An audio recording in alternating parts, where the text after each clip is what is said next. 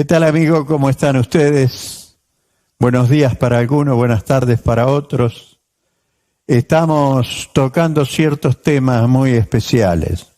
Los predicadores hacemos cosas distintas. Algunos gritan, saltan y hablan rápido, cosa que a veces la mente no logra llegar a retener lo que los predicadores dicen. Yo le voy a dar un poco la temática de cómo voy a conversar con ustedes. Esto no es una prédica en la cual uno necesita levantar mucho la voz. Lo que pretendo como pastor y maestro es enseñarle a cómo ser espiritual. Entonces esto va a hacer que yo hable más bajo, no hable tan rápido, porque quiero que la mente capte lo que estamos diciendo. ¿Recuerda usted el último sermón que escuchó? ¿Qué es lo que recuerda? Es posible que diga, no sé, no me acuerdo. Pues bueno, nosotros hablamos 1 hora y queremos por lo general que usted se lleve algo. Una frase, una inquietud. Entonces vamos a conversar y seguir conectando las predicaciones anteriores con las presentes. Hemos tomado un libro de San Juan, no porque lo vamos a seguir página por página, sino porque Jesús empieza su ministerio al principio, ahí en el libro de Juan, explica lo de Nicodemo, que le dijo a Jesús que quería entrar al cielo. Jesús le explica que era necesario nacer de nuevo. Repito esto porque lo dije en el sermón anterior. Ahora, todos nos quedamos con las mañas del hombre viejo y luchamos con el hombre viejo. Ahora, Jesús dijo que hay un hombre nuevo. La tarea nuestra es formar ese hombre nuevo. Todo el trabajo que tenemos por delante es formar ese hombre nuevo. Y eso está en San Juan, capítulo 3. Y yo seguí porque el tema es espiritual. Aquí yo no le voy a dar ninguna clase de psicología, ni cómo moralmente comportarse bien, ni tampoco hablarle de costumbres. Voy a hablar de la mujer samaritana. ¿Qué cosa, no? Una mujer que en horas de la tarde, cuando ya no mucha gente iba, se acercó a un pozo para poder sacar agua y llevar a su casa. Jesús se queda en el lugar, me gusta relatarlo, no leerlo. Jesús se queda en el lugar y los discípulos todos, un poco muertos de hambre, se van a la ciudad a comprar comida. Jesús se sienta cansado porque siempre andaban caminando un promedio de 30 kilómetros por día y una mujer está sacando agua. Jesús le dice, dame de beber. La mujer se sorprende porque entre samaritanos y judíos no se trataban entre sí. Hubo desde la división de Jeroboam, Samaria quedó como capital y Jerusalén como otra capital, y había una especie de rechazo los unos con los otros. Y ella hace una pregunta, ¿cómo tú siendo judío me hablas a mí y que soy mujer? Ahora, yo no sé si usted ha estado en el Oriente, pero los hombres van en patota y las mujeres van juntas. En realidad, cuando fuimos con Bianchi a Medio Oriente, nos dieron todas las clases de cómo comportarnos con una cultura árabe. ¿Usted cree que los argentinos la cumplieron? Porque ellos no se abrazan mujer y hombre en la calle van los hombres en un grupo, las mujeres en otro. Bueno, tuvimos que darnos cuenta que nos dijeron cómo era la cultura, pero de allí cumplirla fue un poco un problema. Pero no pasa más de un chiste, pero un hombre como Jesús, que los discípulos sabían más o menos de él. No lo entendían los apóstoles hasta el último tiempo. Entonces, cuando habla con la mujer, se sorprenden que habla con una mujer. Algunos de los apóstoles que no pensaba bien habrá pensado en su interior, al final Jesús se va a casar, tiene más de 30 años. Pero la cosa no pasaba por allí. La cosa que Jesús, a través de, como sabe todo, entra a conversar con la mujer, le dice, llama a tu marido. Ella dice, yo no tengo marido, y el que tengo, ella no lo dijo, no es mío, Jesús se lo descubrió. Y ahí la mujer descubre que es un profeta. Y aquí es el tema donde nosotros queremos conversar. Y hablo de conversar porque el diálogo que se establece me parece demasiado importante como para decírselo a una mujer de dudosa reputación, que después nosotros nos olvidamos de practicarlo. Con Nicodemo es lo mismo, nacer de nuevo, después no lo repite más adelante. Entonces hay que tomar en cuenta toda palabra de Jesús, que yo lo hubiera dejado ese texto como que la hora viene y la hora es cuando los verdaderos adoradores adorarán al Padre en espíritu y en verdad, para una gran conferencia. Y si es posible que sea una conferencia de pastores, no una mujer de dudosa reputación. Porque también el Padre tales adoradores busca que le adoren, ¿no? Usted debe estar adivinando el tema, que es la adoración. Ahora, se establece esto porque ella pregunta a dónde tenemos que adorar, en Jerusalén o en Samaria. Tengo dos primas en Israel, una vive cerca de Samaria, se mudó, y otra que está en otro barrio. Entonces conocí esa zona de Samaria y es interesante que la gente tiene en su cabeza la idea que hay lugares para adorar. El pueblo de Israel pecaba porque adoraba a donde había un árbol alto. Y cuando iba al templo, entonces Jesús hace una gran declaración, que nosotros a veces parecemos olvidados de ella.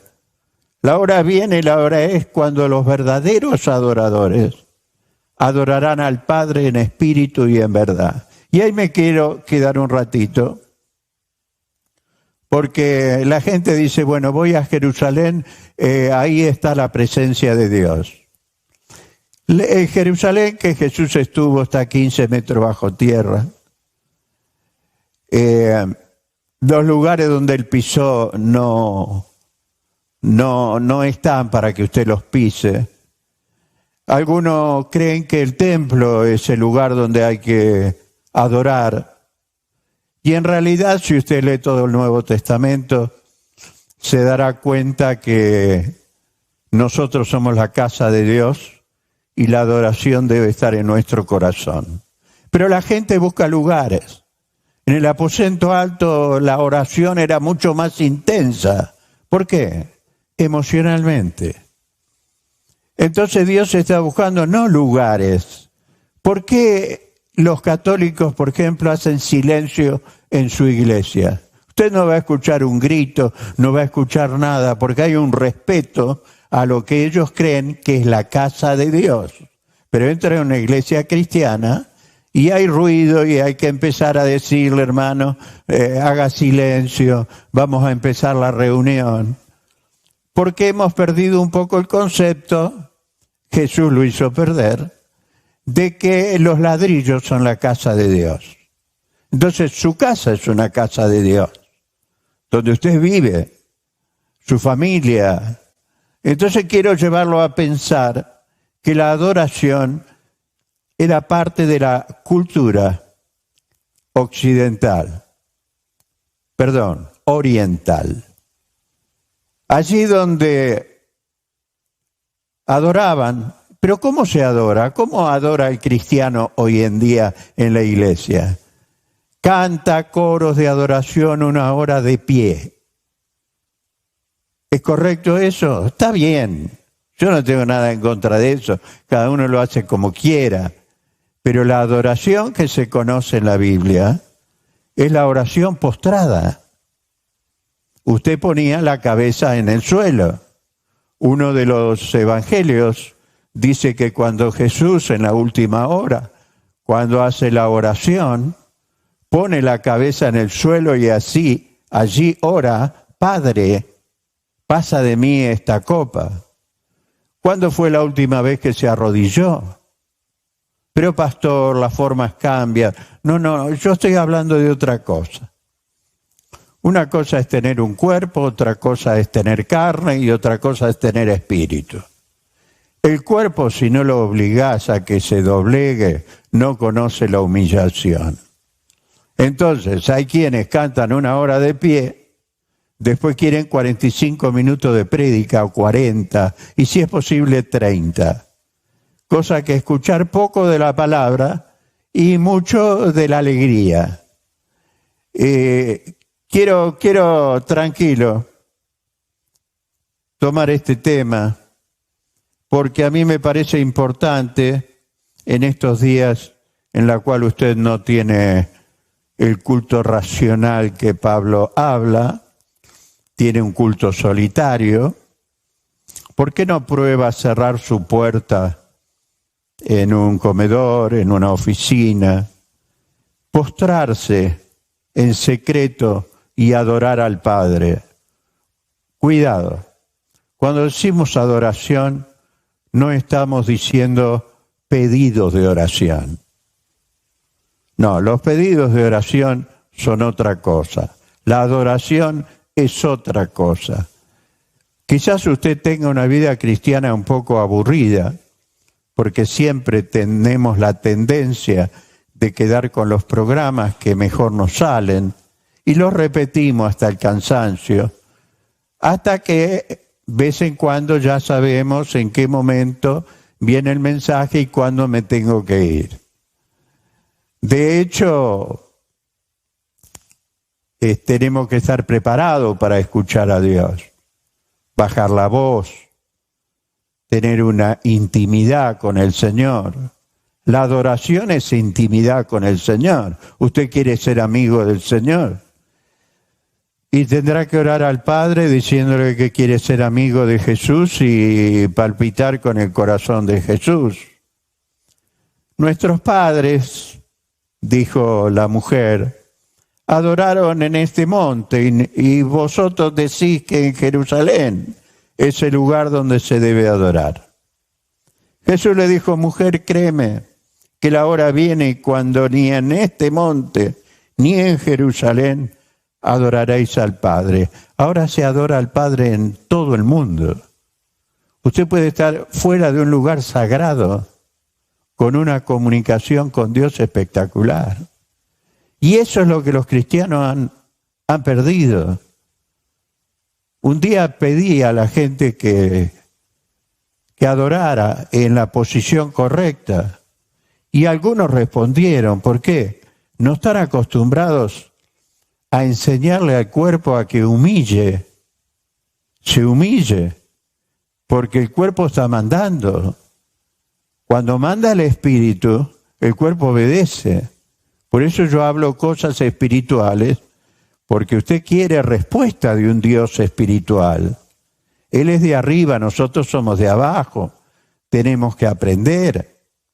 Entonces, es importante que nosotros aprendamos a tener una relación con Dios como corresponde.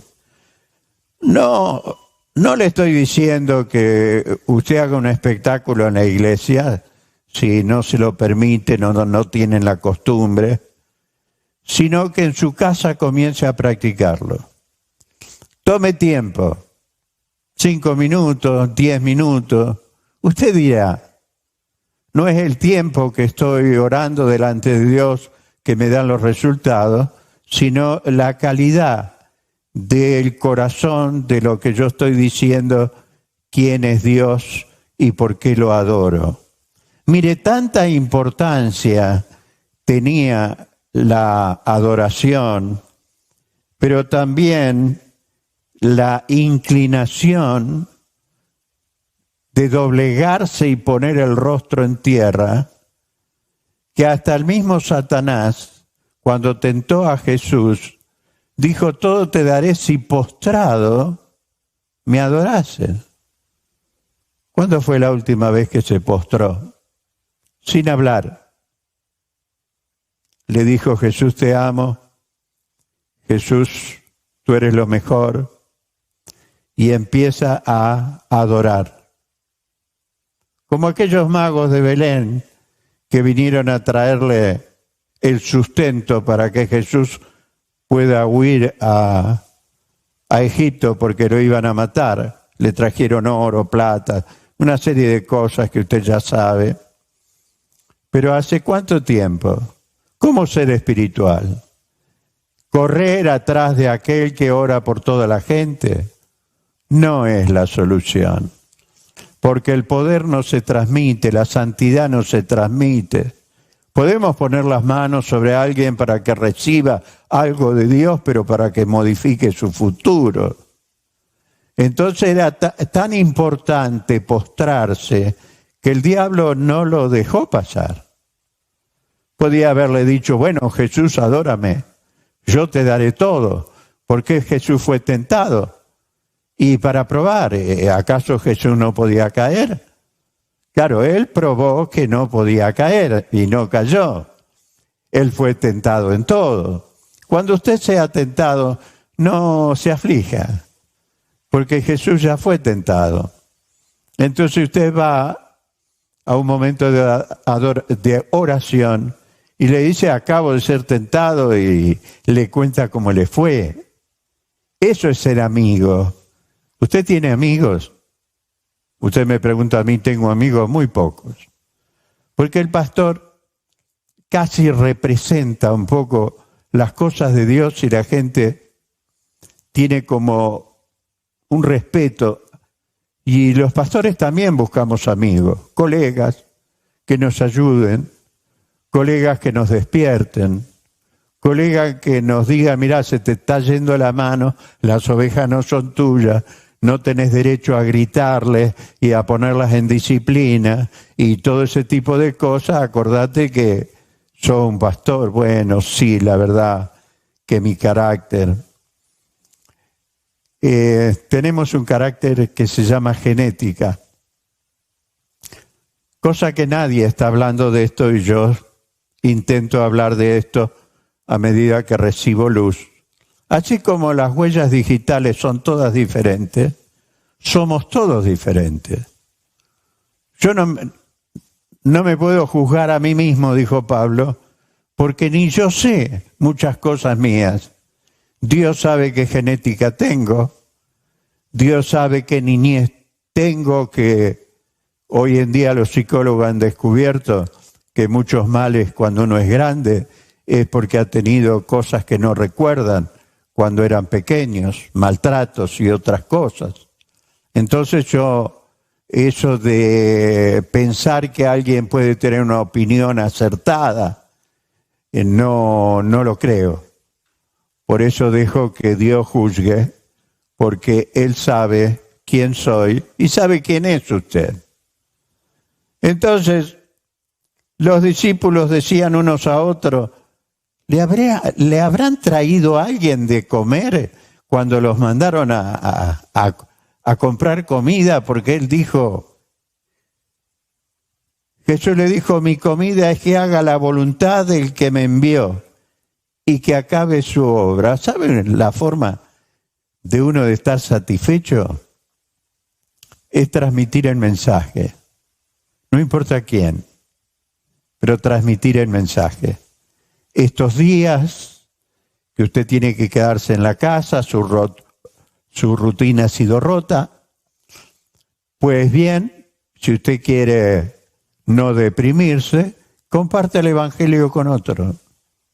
Ore por los enfermos, ore por los niños, ore por los ancianos que están en riesgo, ore por todos. Usted puede hacerlo, porque eso da satisfacción. La cantidad de gente y creyentes en las iglesias que no están satisfechos, cambian el pastor, cambian los diáconos, protestan por esto, protestan por el otro, es por falta de satisfacción. Porque en cierto sentido, y déjeme usar el término, las cosas espirituales dan placer. Porque uno se siente lleno.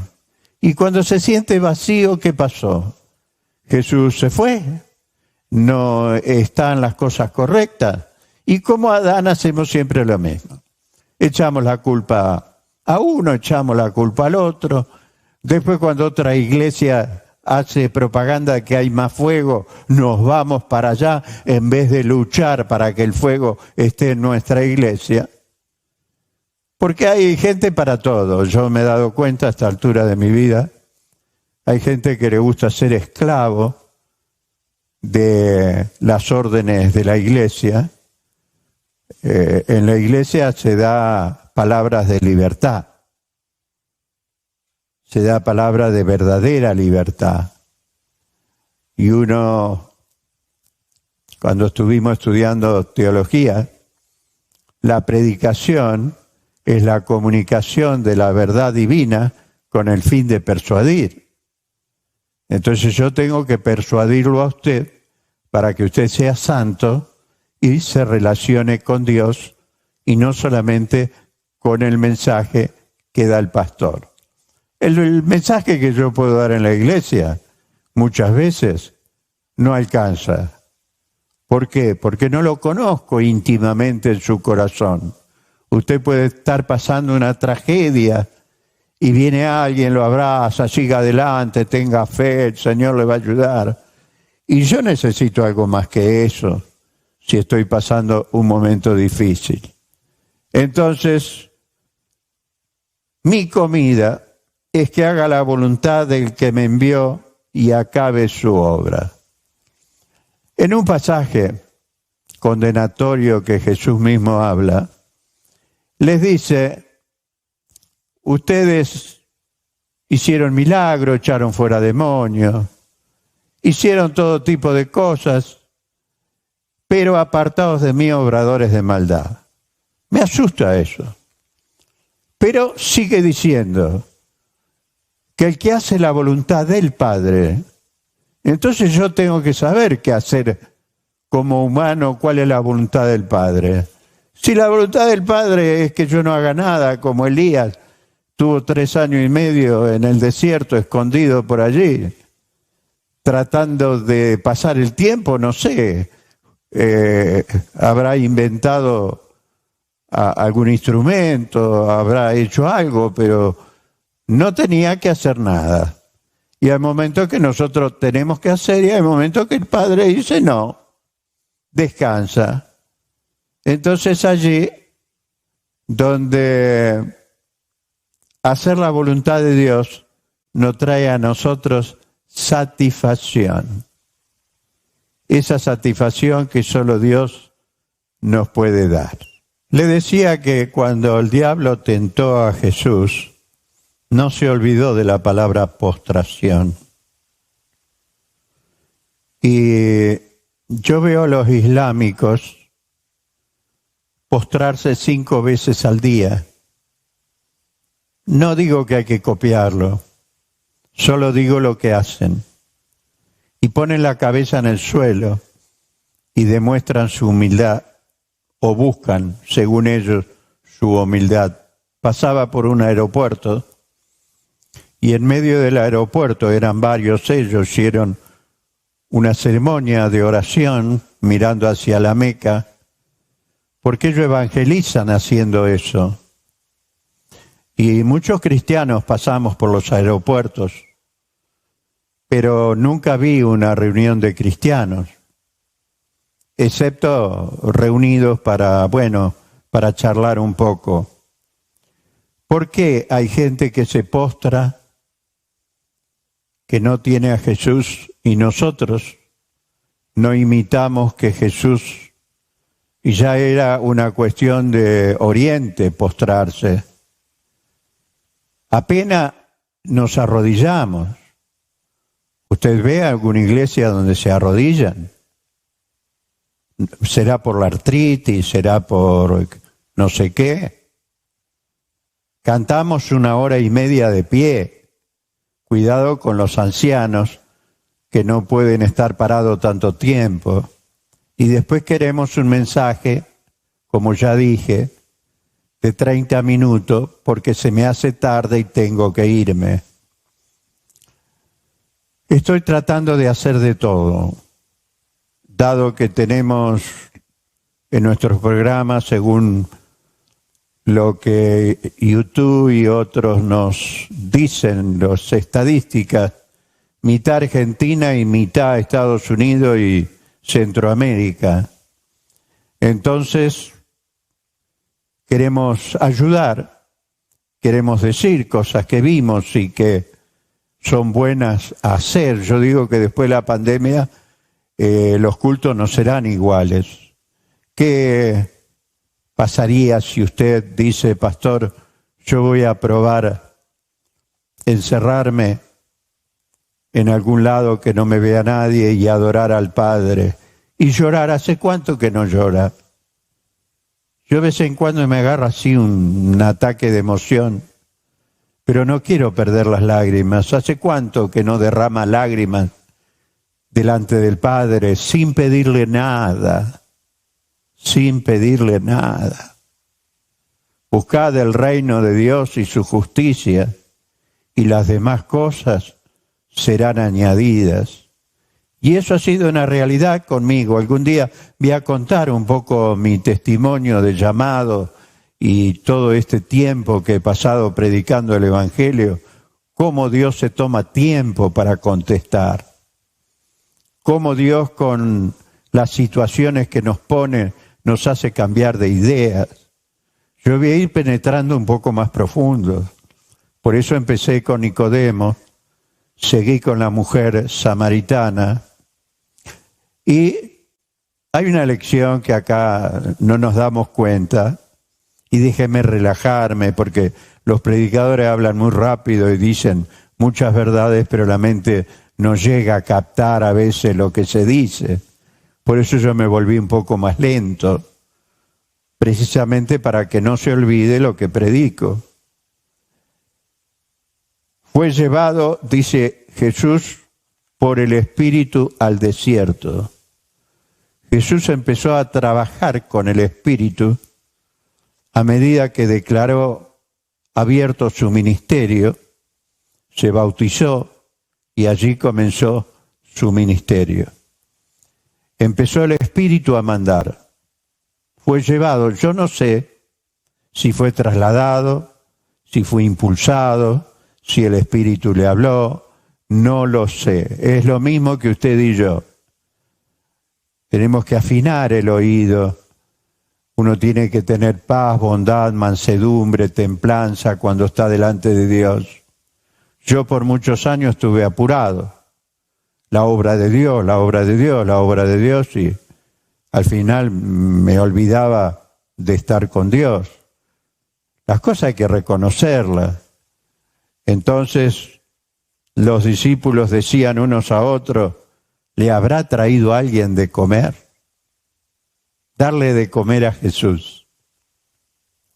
¿Usted cree que Jesús no necesita de usted? De su agradecimiento. ¿Cómo son dos amigos? Porque la Biblia me dice que podemos ser amigos de Jesús. ¿Cómo son dos amigos? Che, vos sabés lo que me pasa, esto. Y el otro dice, pero no sabe lo que me pasó a mí. No, vamos a Jesús, le decimos, tú eres maravilloso, y yo ¿qué soy? Le cuenta lo que le pasa. La amistad se hace abriendo el corazón. Jesús lo abre porque con el Espíritu Santo le va a hacer sentir lo que usted necesita sentir. No necesita encontrarlo en la Biblia. Mucha gente que nos escribe nos pregunta cosas. ¿Dónde está en la Biblia eso? Por ejemplo, alguien nos preguntó cómo Jesús tenía el pelo largo. ¿Dónde dice la Biblia? Bueno, los rabinos son todos de pelo largo. Lo pelaban a los esclavos, le cortaban el pelo, pero no a los judíos que eran de la rama religiosa y Jesús vino a cumplir la ley. Que después sustituimos la ley por la gracia es otra cuestión. Pero contestamos a las preguntas que para algunos todo tiene que ser bíblico. Si la Biblia no lo dice, recordando algo, había una discusión entre dos pastores.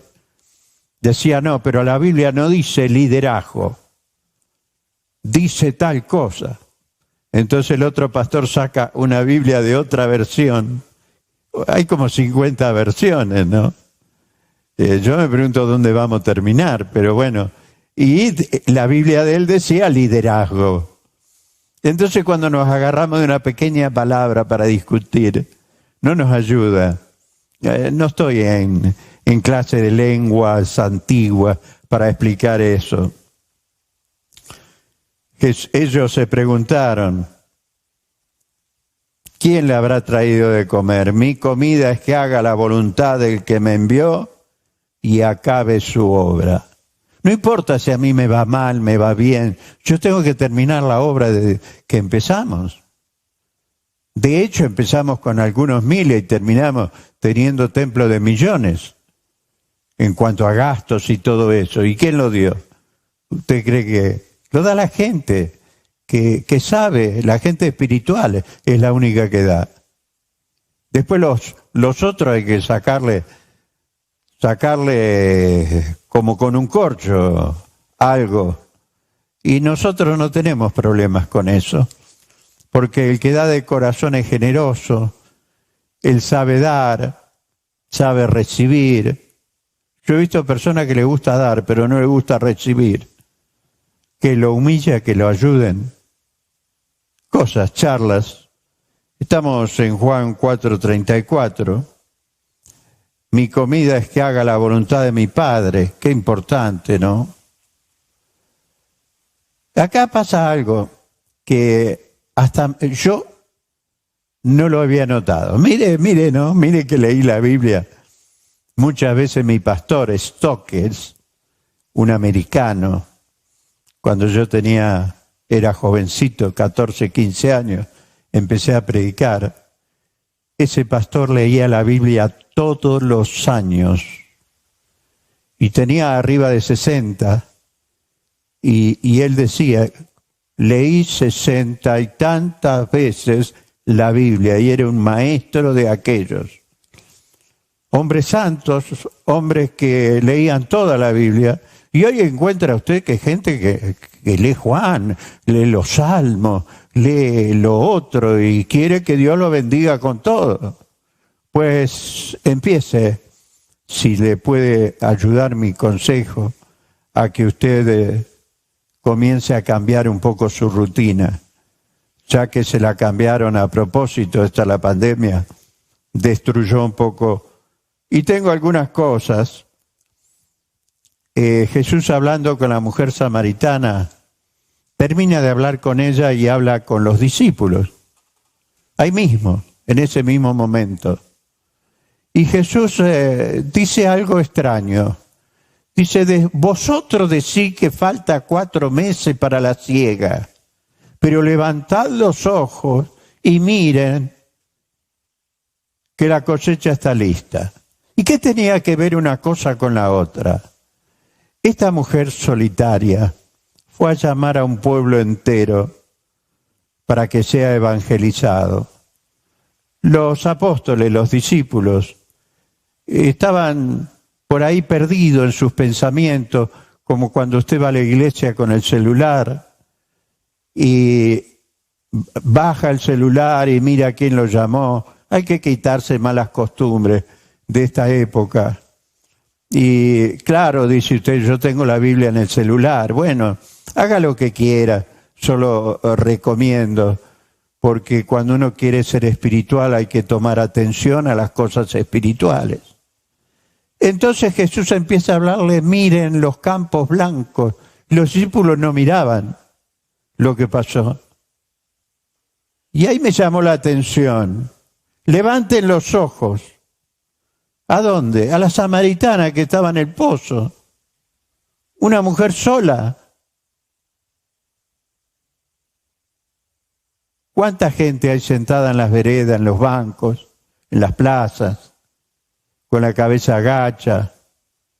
Y muchos de ellos, dicen los que estudian los suicidios, van a los parques, fuman su último cigarrillo y toman la decisión de matarse. ¿Qué pasa si usted pasa por allí y dice la siega?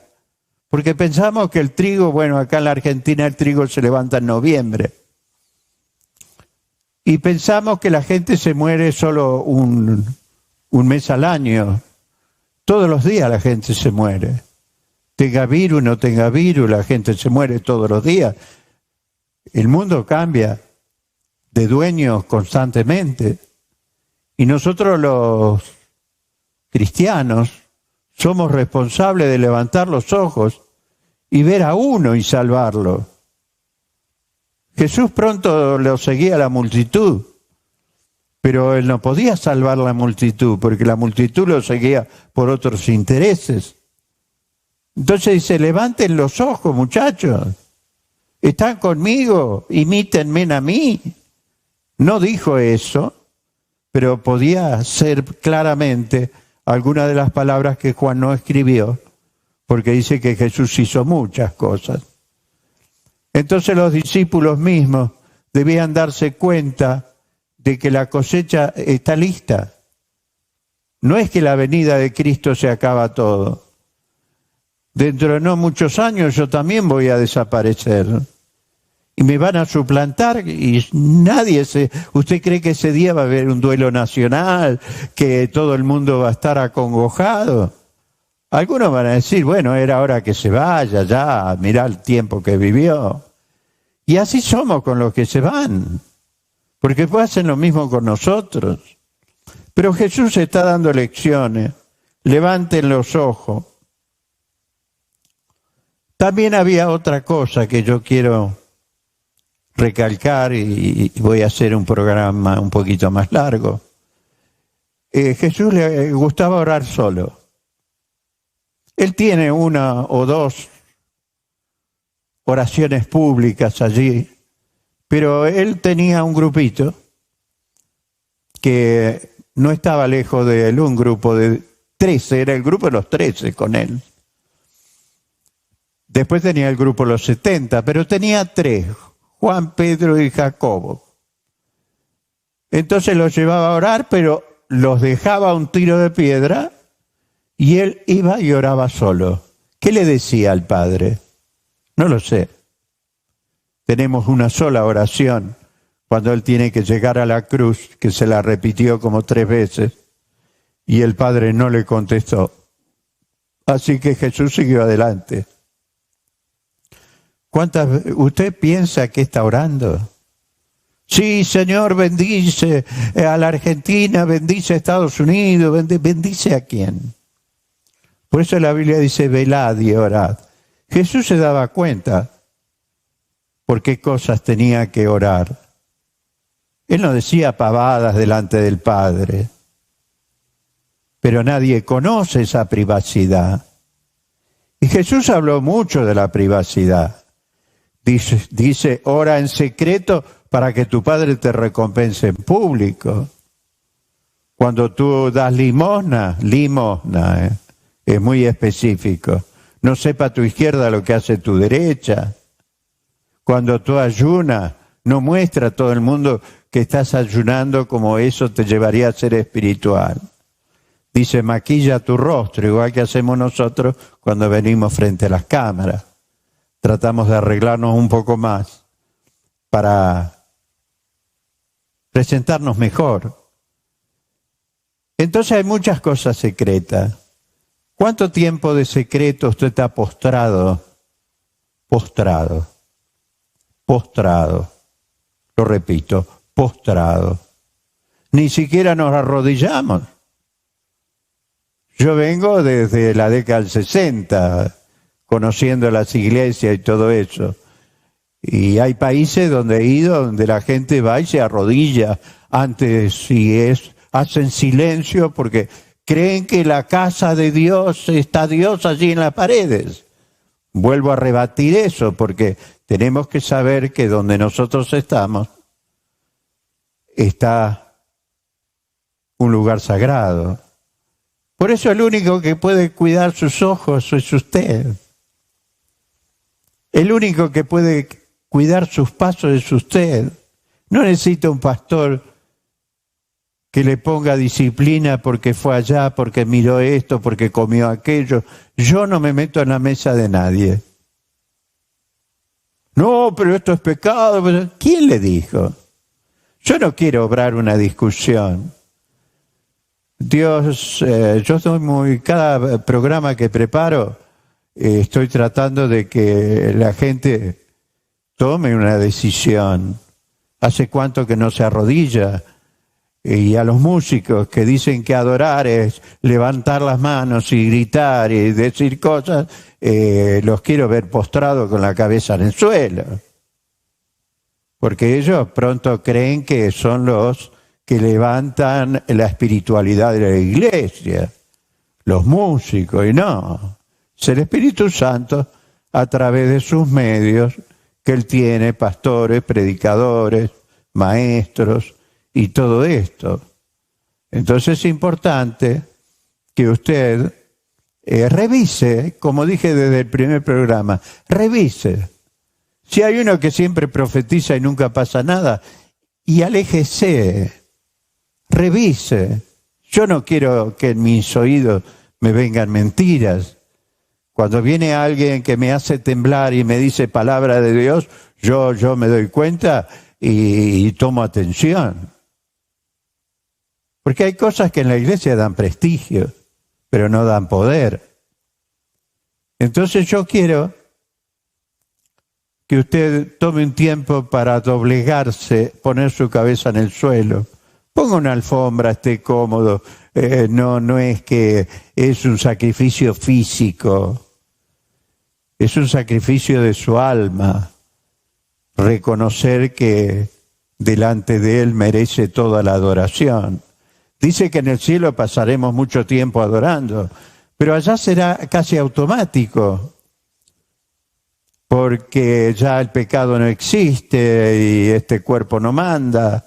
Aproveche ahora cuando las cosas son difíciles, doblegar su cuerpo, humillarse, decir, Señor, háblame, que tu Espíritu Santo me diga qué estoy haciendo, si lo que estoy haciendo está bien, está mal, estoy haciendo la voluntad del Padre o no.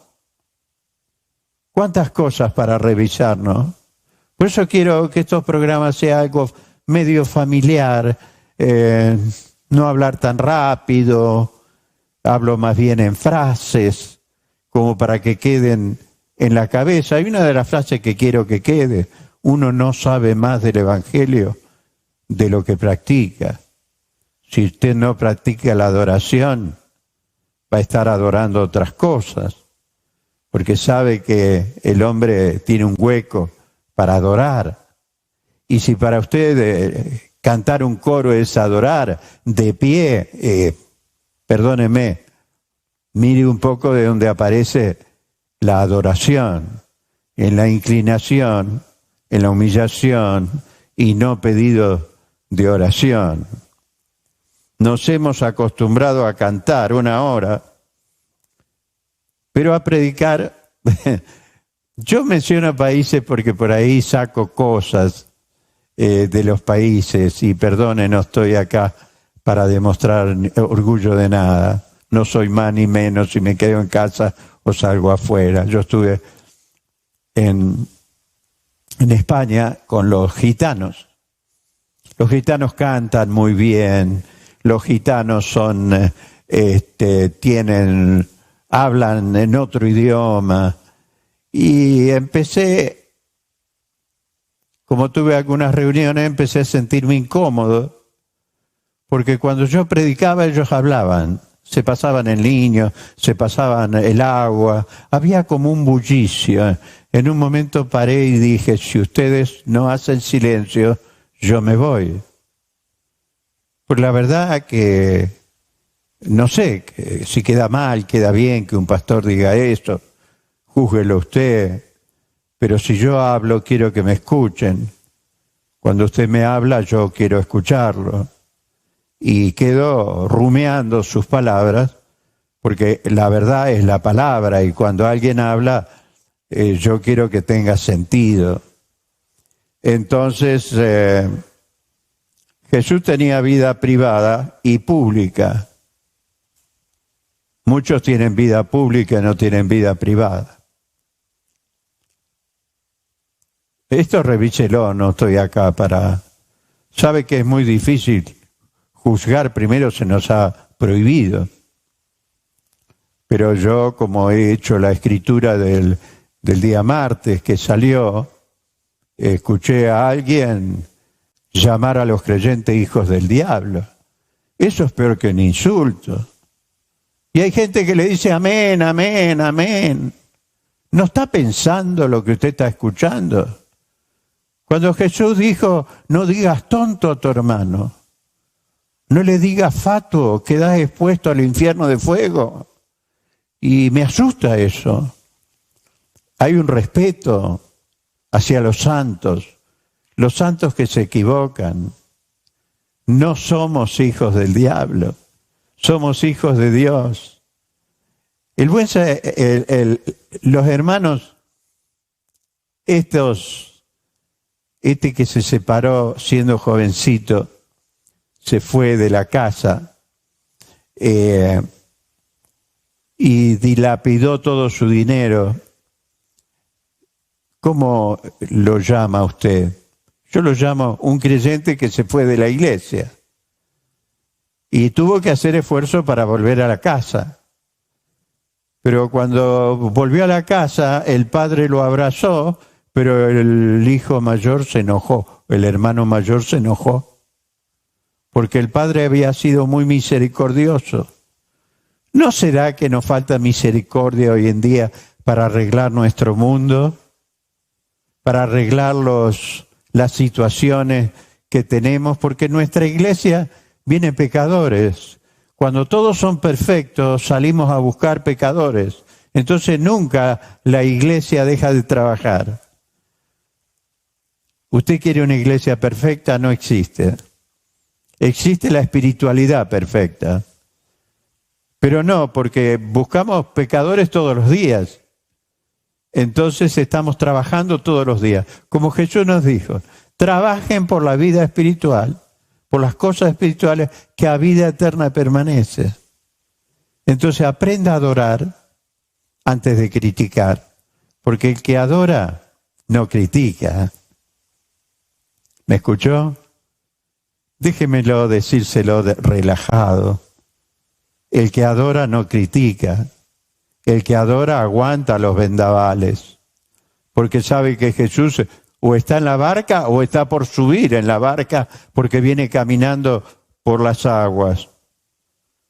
Si usted no adora en privado, ni siquiera cantará en público. ¿Por qué a la gente le gusta cantar? Porque el canto de hoy en día son muy difíciles. Y a veces son tan altos los sonidos que cuando queremos cantar, nosotros, gente grande ya, no puede seguir el ritmo.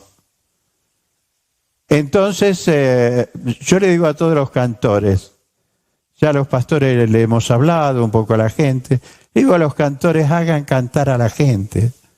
Hay algunos momentos que yo le digo, paren los instrumentos. Y es el momento en que la gente, usted escucha que entran a cantar y levantan la voz, repite y vuelven a levantar la voz. Porque el escenario que llamamos púlpito no es para exponer nuestra agradable voz, sino para que el pueblo cante. El pueblo cante, el pueblo llore, se le dé tiempo para postrarse. No se olvide de postrarse. Si ni siquiera se ha arrodillado, postrarse no sabe lo que es. Tome un tiempo y recomiende nuestro programa para quienes necesitan un poco de ayuda. Quizás otros necesitan ayudarnos a nosotros, pero estamos en un intercambio de estas cosas. Comparta la palabra, puede volver a ver estos programas varias veces porque quedan allá, yo los veo después para saber dónde me equivoqué, qué hice, porque queremos de alguna manera no hacer el bochorno y decir cosas que no debemos de decir. Me estoy yendo, este es uno de los programas un poquito más largo que otros, así que esperamos que usted nos mande noticia que estuvo con el Señor 15 minutos adorándole, inclinado, ponga una almohada si está duro el piso, pero se va a levantar con todas las oraciones contestadas, porque su amigo, si llega a hacerlo, sabe lo que usted necesita. Que Dios te bendiga mucho. Amamos Centroamérica y toda América, desde Estados Unidos hasta Sudamérica, y queremos que sean salvos. Que Dios te bendiga.